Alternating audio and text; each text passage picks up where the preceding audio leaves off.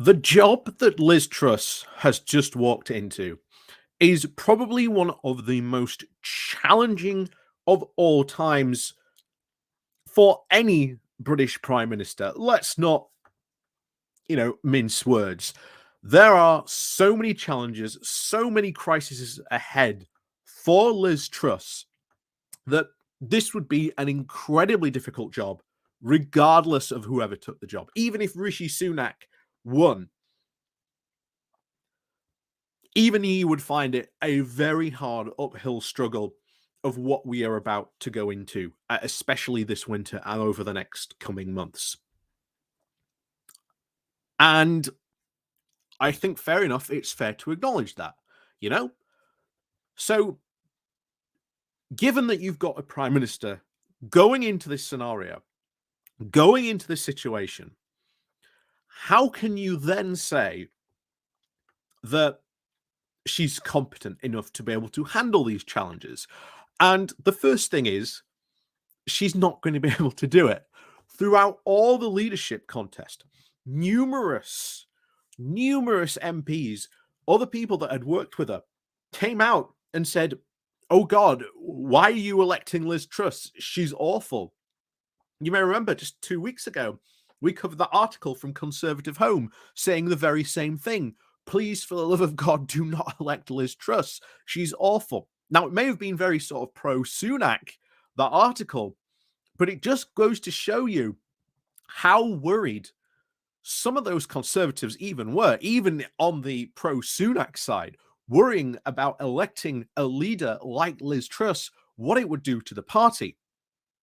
Not only that, as we've talked about a lot on this channel and on our Good Morning Walks very, very often, once Boris went, this entire alliance that Boris brought together and sort of managed to keep together through through basically the sheer victory he won at 2019. Liz Truss will not be able to keep it together. She is not politically savvy enough to keep all these sides in the Conservative Party that now exist, partly because of the ERG, from ripping each other to shreds. And oh, trust me, they will rip each other to shreds. Because she inherits a very, very divided Conservative Party about the direction of what they want to take the party in. And we've already seen from the ERG and has shown that you don't have to be in a minority government to be ordered to create so much damage for a prime minister. And oh boy, these different groups, they're going to go to war. Liz Truss is not going to be able to satisfy them. And they are going to start tearing each other to shreds over this. The upcoming cost of living crisis is going to be a perfect example. And you may remember one of the warnings Liz Truss was given by not just other Conservatives, but other experts in the field was, whatever you do, do not elect a cabinet of loyalists. Do not do a Boris Johnson. Because what do loyalists do? They're just nodding dogs. They don't really care about saying no to you. Or if you've got a bad idea, they're not going to stand up and say, well, actually, boss, that's a bit of a bad idea. And as a result, we will probably see certainly maybe by the end of today, maybe tomorrow, this loyalist cabinet that Liz Truss is set to lay out. And this is only going to embolden those Conservative MPs who do not like Liz Truss. And oh boy, do they not like Liz Truss. So we're going to go over just quickly to this Guardian article. It's about this.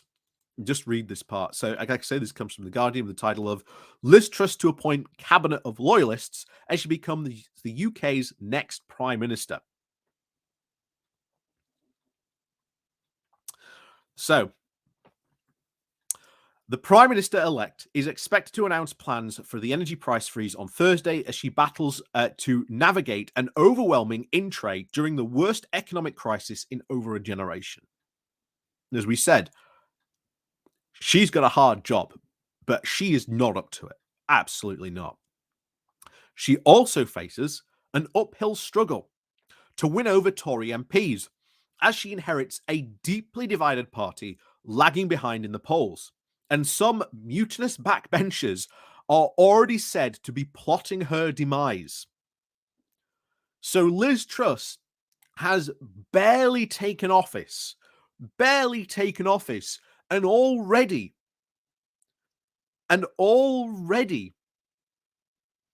they are trying to uproot her, trying to get rid of her. And I think a lot of this is definitely being thrown forward by her numbers, because we said yesterday when we were covering her sort of, victory speech in front of the Tories, anything less than 60% would be seen as bad for her. Remember, Boris Johnson won with 66%. Truss only won with 57% of the vote, and Sunak got 42% of the vote. And that was a lot narrower victory than anyone was expecting.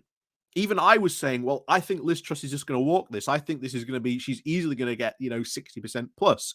And I think certainly Sunak is looking at a very embarrassing loss. But this was actually a lot closer than I expected, and I think other people were expecting as well.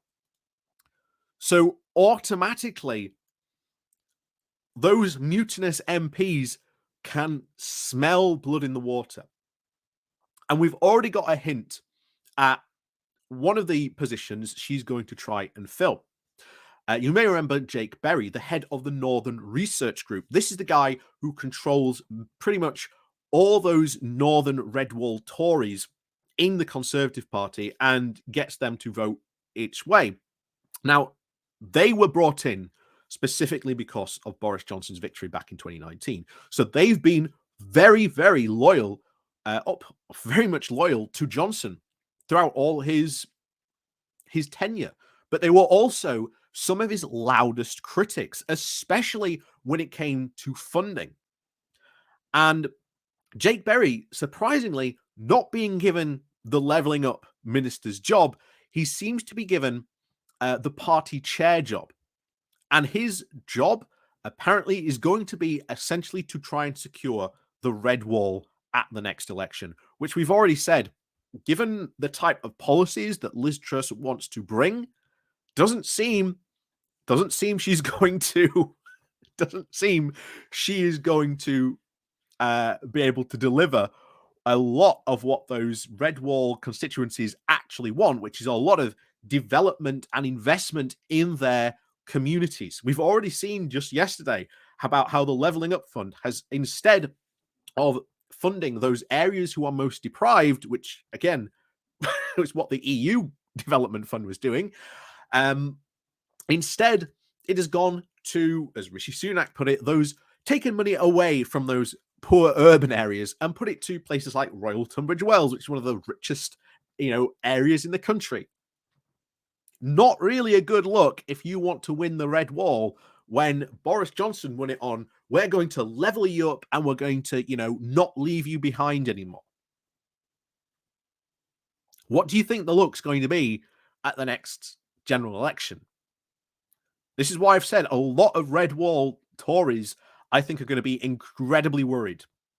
Not only that, we've got all those crises that she's got to deal with. The energy crisis, cost of living crisis, inflation. We've got a ton of strikes coming up. Firemen this morning, today, voting on whether or not they are going to go on strike. She's got a ton of stuff to deal with. And then you've got some very mutinous MPs behind her who are trying to plot her demise already, and she hasn't even taken office officially yet. At the time I'm doing this video, she hasn't even taken office. And oh boy, are they going to cause trouble for her. So, as always, thank you very much for watching. Please do remember to hit that like, share, and subscribe button on your way out. And of course, down below, there are links to my Patreon page and a one-off donation link called Buy Me Coffee, where you can, well, buy me coffee. And of course, there's the YouTube thank you button down below as well, if you'd like to use that. And of course, there is the YouTube subscription called the Pony Club, where you can join that. You get sort of bells, whistles, and whatnot. So, yeah, thank you very much for the people who do help and support the channel. Even if you just do click the like and share button, like I say, it all helps. So, as always, thank you very much for watching. And of course, we'll see you all next time.